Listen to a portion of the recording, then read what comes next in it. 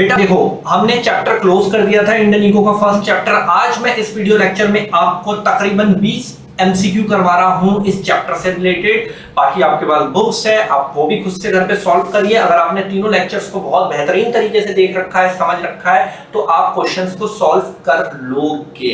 ये तो मैं आपको एक बोनस दे रहा हूं कि आप फटाफट से 20 क्वेश्चंस मेरे पास कर लेंगे तो आपको एक प्रैक्टिस हो जाएगी, क्योंकि बोर्ड एग्जामिनेशन में बेटा 10 एमसीक्यू आते हैं इंडियन इको से और 10 एमसीक्यू आते हैं मैक्रो इकोनॉमिक्स से। तो आपके प्रैक्टिस सेक्शंस बढ़ते रहेंगे। चलिए शुरू करते हैं। पहला क्वेश्चन दिया हुआ है, इसमें बेटा ध्यान से देखिएगा। If Britain was ruling imperial power, India was it's. जब ब्रिटिश यहां पर थे तो उन्होंने जो हम पे 200 साल कब्जा करा था, जो हम पढ़ चुके हैं, 200 इयर्स तक रूलिंग करी थी, तो उन्होंने क्या डेवलप्स करने, मतलब क्या किस बेसिस क्या बना दिया था हमारे देश को बेसिकली। तो उन्होंने डिफरेंट टाइप्स की कॉलोनी बनाई थी। कॉलोनियल पीरियड इसीलिए बोला गया था। आपने अगर क्वेश्चंस ध्यान से देखे तो 7 क्वेश्चंस हमने सॉल्व करे हैं वहां पर, ठीक। अब क्वेश्चन नंबर 2 पर आते हैं मेरे भाई, पढ़िए। क्लियरली बोला गया है क्वेश्चन नंबर 2 में, बहुत प्यार से समझेंगे। 20 क्वेश्चन हमें करने हैं, चैप्टर भी एक बार छोटा सा रिकॉल में आ जाएगा और क्वेश्चन सॉल्विंग भी हो जाएगी। Prior to the establishment of British rule in India, British rule establish होने से पहले, which of the following was were true for the Indian economy? Indian economy के लिए इनमें से कौन सी स्टेटमेंट सही है before independence से पहले? India had an independent economy and furious market. Yes, it is comfortable. Livelihood of Indian people was mainly based on agriculture. Yes, हमारा मेन ऑक्यूपेशन हुआ करता था, मैंने आपको पढ़ाया था। इंडियन हैंडीक्राफ्ट टेक्सटाइल इंडस्ट्री जो है वो एंजॉय कर रही थी वर्ल्ड वाइड। ये इंडिया का स्ट्रक्चर था बिफोर द ब्रिटिश रूल से पहले। फिर अंग्रेज आए, उन्होंने हमारी एग्रीकल्चर को खराब करा लैंड रेवेन्यू सिस्टम के थ्रू, हैंडीक्राफ्ट को खराब करा डिफरेंट टैक्स पॉलिसीज लगाकर, टैक्स पॉलिसीज लगाकर। तो ये सारे ही फीचर थे। बिफोर वर्ड यूज हुआ है क्वेश्चन के अंदर, प्लीज ध्यान देना। तो D is the correct answer. या ब्रिटिश के आने से पहले ये हमारी इकोनॉमी के अंदर, इंडियन इकोनॉमी में देखा जाता था। अब ये क्वेश्चन ना बेटा तभी आपको मजेदार लगेंगे, वरना आपको ये बोझा लगेंगे, अगर आपने पहले 3 चैप्टर्स में इस लेक्चर्स को अच्छे से कंप्लीट करा है तो तभी आपको मजेदार लगेगा ये। The person who made the most notable attempt calculate India's national income during, ये नाम मैंने थर्ड लेक्चर के अंत में लिखवाए थे कुछ नाम।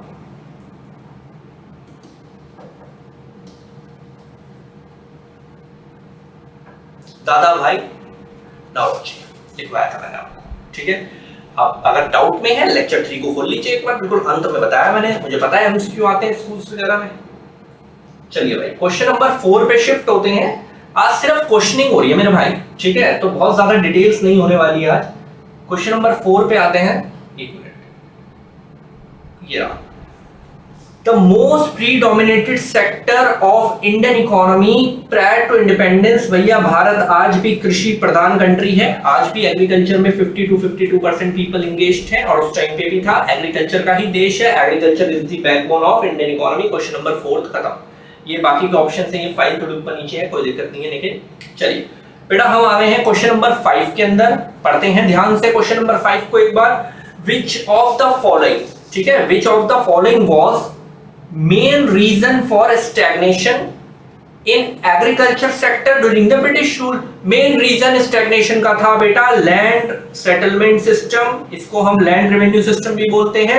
मैंने आपको पढ़ा रखा है triangular relationship between British जमींदार और farmers के बीच में, पूरा बहुत अच्छे से बेहतरीन तरीके से लेक्चर नंबर 1 में पढ़ाया गया है। तो मेन रीजन भारत में बैकवर्डनेस यानी कि स्टैग्नेशन ऑफ एग्रीकल्चर का लैंड रेवेन्यू सिस्टम था या लैंड सेटलमेंट सिस्टम था, ठीक है। आगे बढ़ते हैं बेटा क्वेश्चन नंबर 6। फर्स्ट सेंसस कब हुआ था इंडिया के अंदर? 1881 में हुआ था। सेंसस जो होता है पॉपुलेशन काउंटिंग का काम, फर्स्ट ऑफिशियल सेंसस इंडिया में 1881 में हुआ था, आपको लिखवाया गया है लेक्चर्स के अंदर।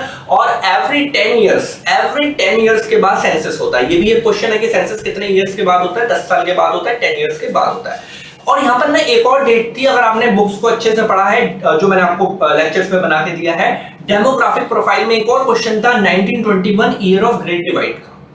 1921 ईयर ऑफ ग्रेट डिवाइड का जो बच्चा तीनों लेक्चर्स पढ़ के बैठा है, रजिस्टर में नोट्स बना के बैठा है, उसके लिए क्वेश्चंस मजाक है, ठीक है।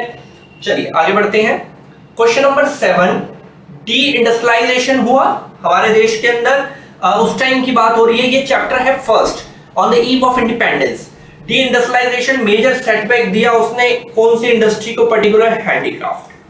बहुत अच्छे से बताया था मैंने, हैंडीक्राफ्ट का धंधा बंद करवाया जिसकी वजह से हमारे देश में बेरोजगारी हुई, मास अनएम्प्लॉयमेंट हुआ, एग्रीकल्चर पे फोर्स और बढ़ गया। ये सारी बातें आपको क्वेश्चन नंबर 2 में पढ़ाई गई हैं डी इंडस्ट्रियलाइजेशन के अंदर, ठीक है।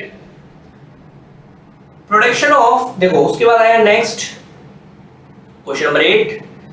प्रोडक्शन क्या बोल रहा है क्वेश्चन नंबर 8 मेरे भाई, production of large amount of cash crops. Production of large amount of cash crops उगाइए आप, फूड क्रॉप्स नहीं, cash crops. It is called commercialisation of agriculture, it is called commercialisation of agriculture. ये मैंने आपको पढ़ा रखा है, कमर्शियलाइजेशन ऑफ एग्रीकल्चर, कंफर्टेबल। बहुत अच्छे से पढ़ाया था, जहां पे हमने फूड क्रॉप बंद करवा के कैश क्रॉप करवाई और वो कैश क्रॉप में इंडिगो को डिस्कस करा और वो ब्रिटेन में यूज होने लगा। ये सब बातें आपको अच्छे से बताई गई हैं। अब एक बार आ जाते हैं क्वेश्चन नंबर 9 पे। Apart from cotton, which other textile industry को saw its advancement in part of India during the British rule? किसको सफर करना पड़ा था? वो थी jute industry. Apart from cotton, which other textile कौन सी other दूसरी textile industry saw its advancements in parts of India during the British rule? Jute industry. और यहाँ पर मैंने एक क्वेश्चन और पढ़ा रखा है आपको बहुत अच्छे से।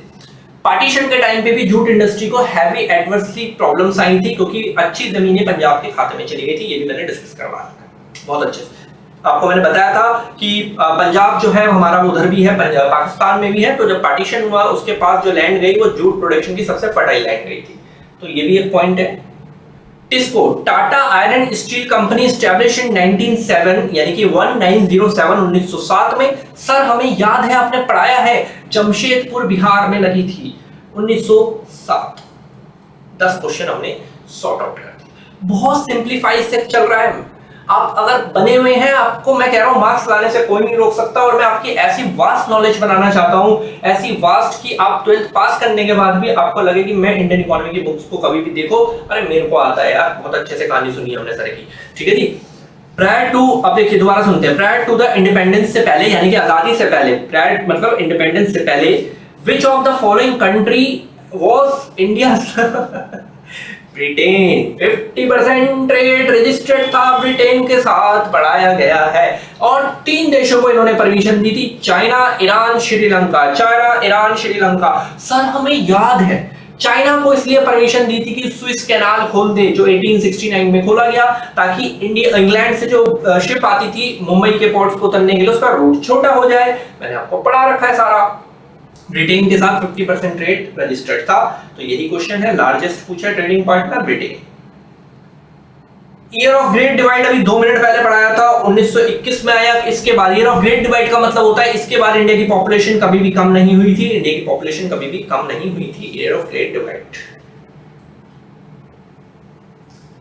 1853 में, 1853 में, कल मतलब लास्ट लेक्चर जो थर्ड था कल मैंने करवाया था तो उसमें था The year 1853 was an important year in the history of India, जहां पर रेलवे का डेवलपमेंट हुआ, ठीक है।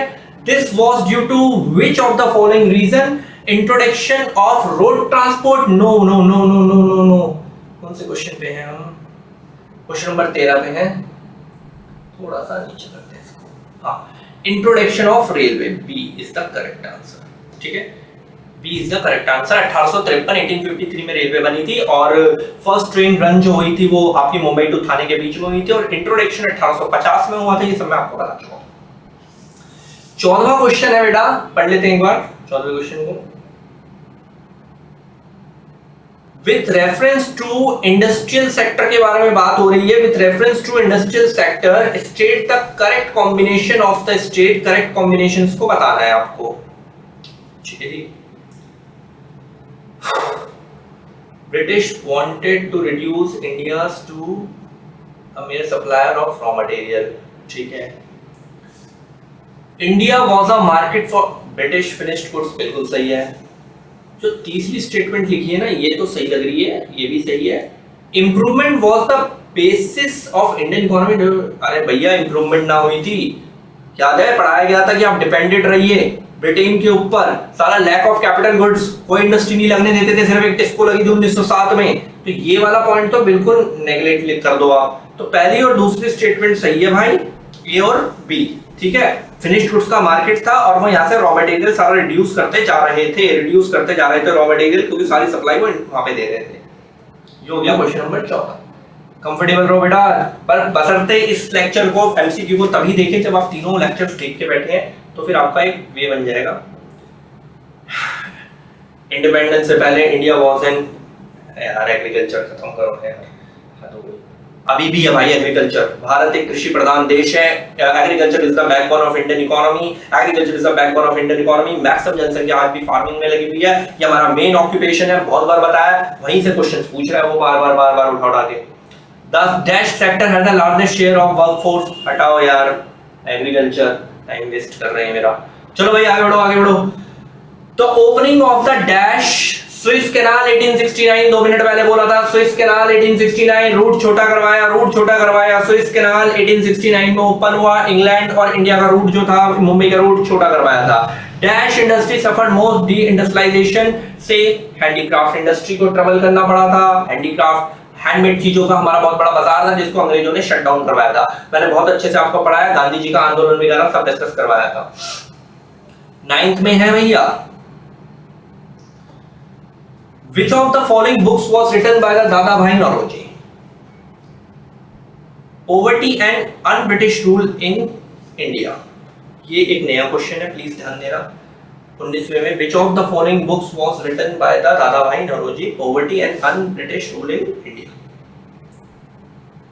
ध्यान देना, ये नया क्वेश्चन था, वैसे कोई इतना खास भी नहीं था कि आएगा ही आएगा, क्योंकि ये थोड़ा सिलेबस से हटके था, लेकिन नॉलेज वास्ट करने की भी हो रही है, कुछ नया सीखने की भी हो रही है। The introduction of dash saw the drain of profit from the small farmer to जमींदार in बंगाल, जो भी है, it is a zamindari system. Zamindari system में तो होता था किसान सारा पैसा किसके हाथों में सौंप देते थे? जमींदार के, और फिर जमींदार वो पैसा फिक्स रेट पे किसको देता था? ब्रिटिशर को देता था। ये पॉलिसी हमने पढ़ कर रखी है। तो चलिए जी बेटा, यहाँ पर हमने पूरे 20 क्वेश्चंस को कंप्लीट कर लिया अपना, ठीक है। 20 क्वेश्चंस पूरे यहाँ पर कंप्लीट हो गए हैं। इस लेक्चर में हमने सिर्फ 20 क्वेश्चन सॉल्व करने थे, ताकि आपको एक वे मिले क्वेश्चन सॉल्विंग का भी। अब हम आगे बढ़ेंगे तो कुछ और करेंगे। फिलहाल हमारे इंडियन इको का पूरा फर्स्ट चैप्टर फुल लिस्ट खत्म हो गया है। एक्सप्लेनेशन वाले 3 लेक्चर्स, एमसीक्यू हो गए, बुक के क्वेश्चंस आप खुद लगाइए। इस चैप्टर में से आपको 6 नंबर लाने से कोई नहीं रोक सकता, जो 6 नंबर के टॉपिक इस चैप्टर से पूछ लेता है। चलिए गुड बाय, नेक्स्ट में मिलेंगे तो आगे टू बी कंटिन्यू करेंगे।